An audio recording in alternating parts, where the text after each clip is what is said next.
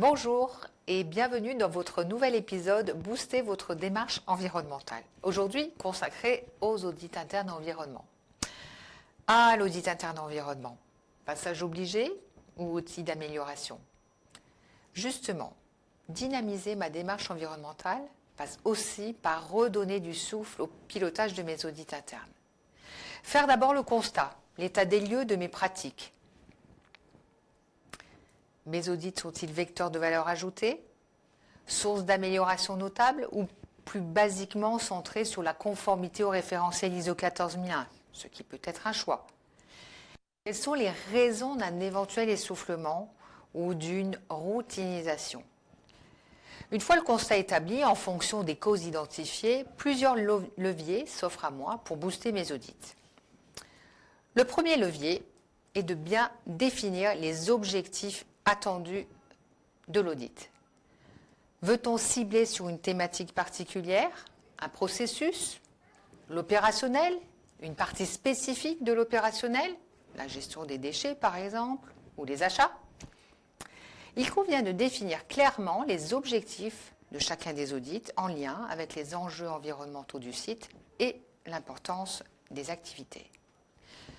Le second levier est la compétence et l'aptitude de l'auditeur pour la réalisation de ces audits, dans le respect de vos objectifs, mais également au regard de l'état d'esprit qui conduira à l'adhésion et la participation de tous. Parmi les qualités attendues, outre les compétences normatives, techniques et réglementaires, l'aptitude à l'écoute et la bienveillance est un facteur clé de succès. Par ailleurs, la spécificité des audits environnement réside dans le fait d'exiger une très bonne connaissance technique, réglementaire et environnementale afin d'être force de proposition d'amélioration sur le plan organisationnel mais également opérationnel, ce qui est très souvent attendu. Booster ces pratiques d'audit passe aussi par l'implication et le leadership de l'ensemble des managers, mais aussi de la direction. Alors, comment? En les impliquant, par exemple, dans l'établissement du programme d'audit et des thématiques ciblées, en encourageant leur participation active aux audits, aux réunions d'ouverture-clôture. Symboliquement, c'est faire passer le message à tous que l'audit est un outil important de la démarche environnementale.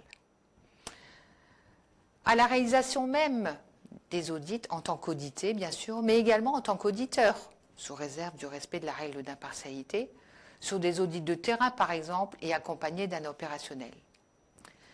Le deuxième point concerne le choix des modalités d'audit. Pour une TPE, l'audit externalisé n'est pas toujours faisable pour des raisons de coût. Les audits croisés interentreprises peuvent alors être une alternative permettant de disposer d'une évaluation par ses pairs et de partager son expérience. Une pratique qui a ses inconvénients et ses avantages. Former des auditeurs internes, c'est aussi impliquer les collaborateurs dans sa démarche environnementale. Ils deviendront ainsi les meilleurs relais d'animation, de prévention et de sensibilisation, à condition de leur apporter un support adapté, tant en méthodologie qu'en pratique, et d'assurer l'animation du réseau d'auditeurs en partageant, par exemple, les retours d'expérience sur les rapports d'audit, les constats, le suivi des actions correctives, ce qui peut être amélioré et les difficultés rencontrées. L'audit peut être un outil formidable pour dynamiser sa démarche environnementale, car il remplit indirectement plusieurs fonctions.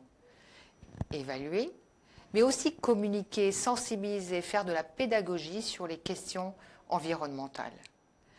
Alors la sélection des auditeurs, les modalités d'audit et leur fréquence, ainsi que l'implication des managers et de la direction seront déterminants pour entretenir une dynamique de progrès. Je vous remercie pour votre attention et vous dis à bientôt sur Parcours Croisé.